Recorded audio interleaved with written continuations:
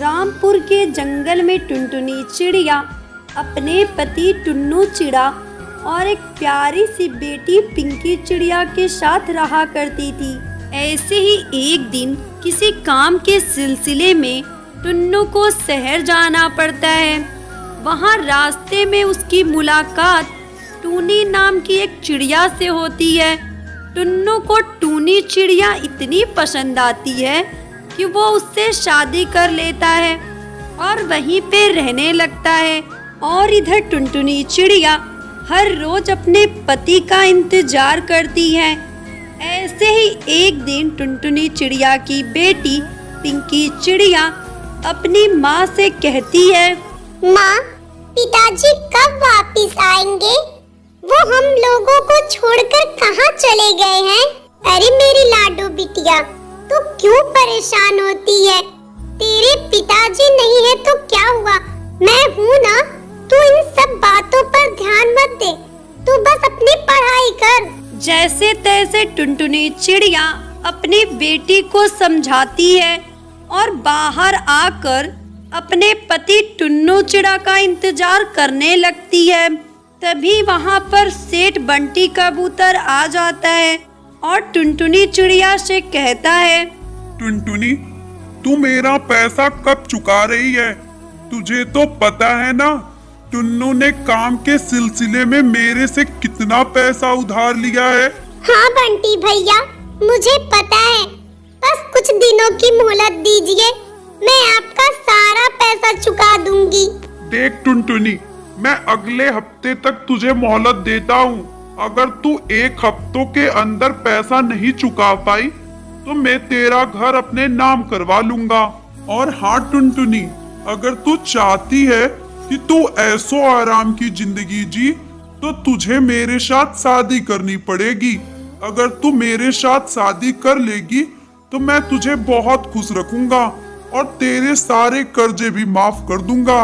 और तुझे तो पता है ना, टुन्नू अब कभी वापिस नहीं आने वाला।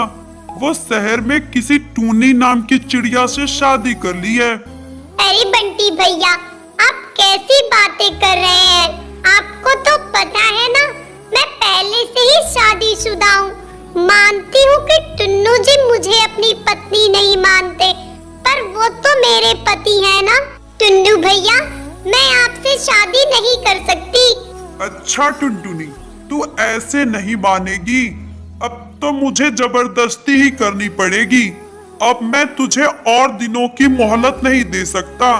अब तो तू मेरा कल तक ही सारा कर्ज चुकाएगी, नहीं तो अपना ये घर मेरे नाम करेगी।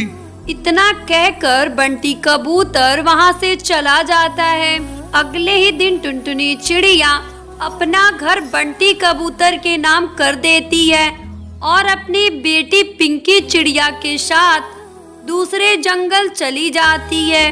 वहाँ जाकर वो देखती है कि बहुत सारे पक्षी अपना अपना घोंसला बनाकर उसमें रह रहे हैं। टुनटुनी चिड़िया भी घास की पत्तियों से अपने लिए एक घोंसला बनाती है और खुशी खुशी रहने लगती है। ऐसे ही कुछ दिन बीत जाते हैं। एक दिन जंगल में बहुत जोरों की बारिश आती है और टुनटुनी चिड़िया का सारा घोंसला उस बारिश में टूट जाता है। माँ, अब हम कहाँ जाएंगे माँ? इस बारिश में तो हमारा ये घोंसला भी टूट गया। अब हम कहाँ रहेंगे? अरे मेरी पिंकी बिटिया, तू क्यों परेशान होती है? तुझे पता है, इस जंगल में तेरे पापा के भाई कालू अंकल रहते हैं। शायद वो हमें रहने की कोई जगह दे दे। इतना बोलकर टुनटुनी चिड़िया अपनी बेटी पिंकी चिड़िया के साथ कालू के घर जाती है। कालू भैया, आप हमें थोड़े दिनों के लिए अपने घर में रहने की जगह दे दीजिए। इस जोरदार बारिश में मेरा घोंसला टूट गया है और आपको तो पता है ना, मेरी पिंकी अभी बहुत छोटी है। ज्यादा भीगेगी तो बीमार पड़ जाएगी। बस थोड़े दिनों तक आप हमें इस घर में रहने दीजिए, उसके बाद हम अपना घोंसला बना लेंगे। मैंने क्या यहाँ पे धर्मशाला खोल के रखा है जो मुंह उठा के चले आते हो? चलो भागो यहाँ से। माँ, अब हम कहाँ रहेंगे माँ? अब तो हमारा यहाँ पे कोई भी नहीं है और कालू अंकल ने भी हमें अपने घर में रहने नहीं दिया। अब हम कहाँ जाएंगे माँ? बिटिया, तू परेशान ना हो, सब ऊपर वाले पे छोड़ दे। ऊपर वाला जो भी करता है सब हमारे भले के लिए ही करता है। वो जरूर हमें कोई ना कोई रास्ता दिखाएगा।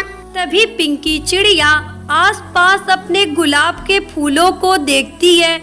उसको देखने के बाद उसके दिमाग में एक आइडिया आता है और वो अपनी माँ से कहती है, माँ, मेरे दिमाग में एक आइडिया आया है। अगर आप गुस्सा न करो तो मैं बताऊं? हाँ पिंकी बिटिया, बोल, तू क्या बोल रही है? माँ, आपको याद है ये वही गुलाब के फूल है ना जिनको पहाड़ी पर रहने वाले बाबा ने लगाया था और कहा था इन फूलों को तोड़ने के बाद भी ये फूल कभी नहीं मुरझाएंगे। हाँ मेरी लाडो बिटिया, मुझे याद है ये वही फूल है जिनको पहाड़ी वाले बाबा ने लगाया था। तो माँ, अगर हम इन गुलाब के फूलों से अपना घर बनाएंगे तो ये कभी खराब नहीं होंगे और इनकी खुशबू हमेशा बनी रहेगी। अरे हाँ पिंकी बिटिया, तू सही कह रही है। चल जल्दी से हम इन गुलाब के फूलों को तोड़कर अपने लिए घर बनाते हैं। उसके बाद दोनों माँ बेटी उन गुलाब के फूलों से गुलाबों को तोड़कर अपने लिए एक सुंदर सा गुलाब का घर बनाती हैं, जो देखने में बहुत ही सुंदर था और उसकी खुशबू तो बहुत ही मनमोहक थी। उसके बाद दोनों माँ बेटी उस गुलाब घर में अपनी जिंदगी खुशी खुशी बिताने लगती हैं।